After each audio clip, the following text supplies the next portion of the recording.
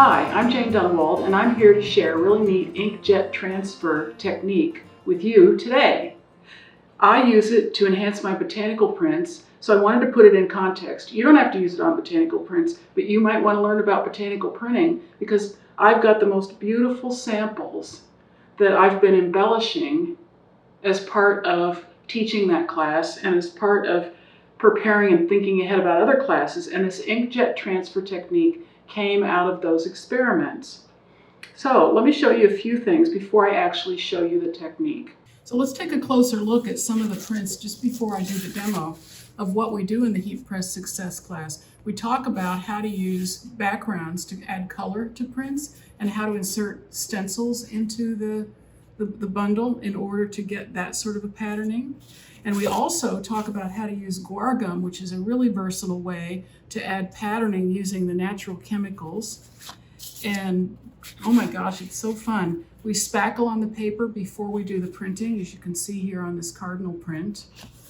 And one of the other really thrilling things about using the press is that you can control the heat and the time in such a way you can get color that's a lot better from the flowers. This is not touched up at all. That's the natural color from the flowers. So all of it is really fun to put together, and there are as many ways to combine the stuff that we talk about as there are people taking the class. So I hope you'll keep that in mind. But now let me show you this little technique that I've developed. I've got a print here. I love this print because one of the cool things about a press is that I can print the whole plant and work a lot bigger. So I have what's called hedge parsley, and it was printed on this nice handmade watercolor paper. And then I added one of my transfers, this beautiful butterfly right here, but I sort of feel as though it's out of balance, so I'm going to add another one. In order to prepare to do that, I have put double stick tape on a piece of copy paper, and then I have cut this piece of organza. This is silk organza. If you don't have silk organza, you could try another fabric. Doesn't really need to be sheer as long as it'll run through the printer. And you can see I just cut it to size so I won't have much waste. And you can actually reuse the paper. So this has been used for a larger butterfly earlier on, but this ink won't come off, so I can just keep reusing the paper. And I can reuse it a lot. You can see from this one, actually the print's not even there. This has been used for lots of different permutations, and it's economical because of that. Okay. So I pull up the image on the computer and I run this through my printer, and there's my print on the silk, and I peel this off and you can see the transfer. Now I'm going to get a pair of small scissors and I'm going to trim this out and get rid of all of the background. You could put this on the print just like it is, but if this is, of course, this is white, and if the background isn't completely white, then there's always you run the risk. As you can see, and maybe you can see in this one, I had not yet figured out the value of trimming. So this is a square of organza, but you can sort of see the organza, whereas when you trim, you'll never see the organza. So I'm going to take my little scissors and I'm going to start cutting and very carefully cut out the butterfly. Now the beauty of matte medium is that typically an inkjet would run as soon as it's exposed to water or moisture. So I can't put the gel medium down and then use my brush to brush over the inkjet transfer itself.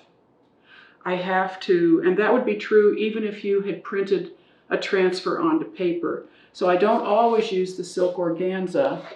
In this print, two of these are silk organza, but because the silk is sheer, you can't really position this sort of a transfer on top of other patterning because you see it.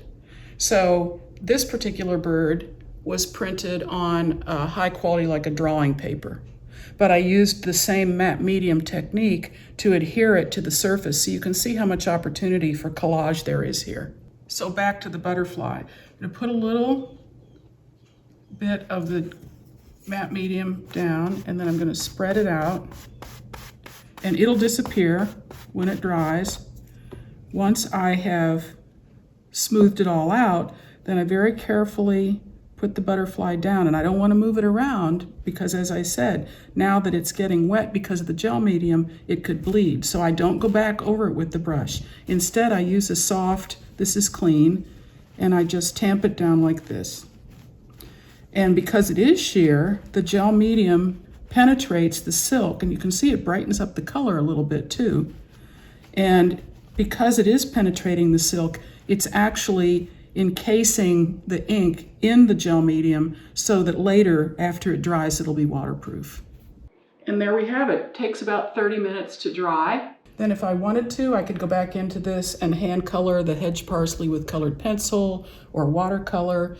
As I said, this is a technique I use on my prints. You could incorporate this into any collage you're doing because it would be the perfect way to make a bunch of images. Oh my gosh, I'm getting so excited. I can hardly wait to go and print some more.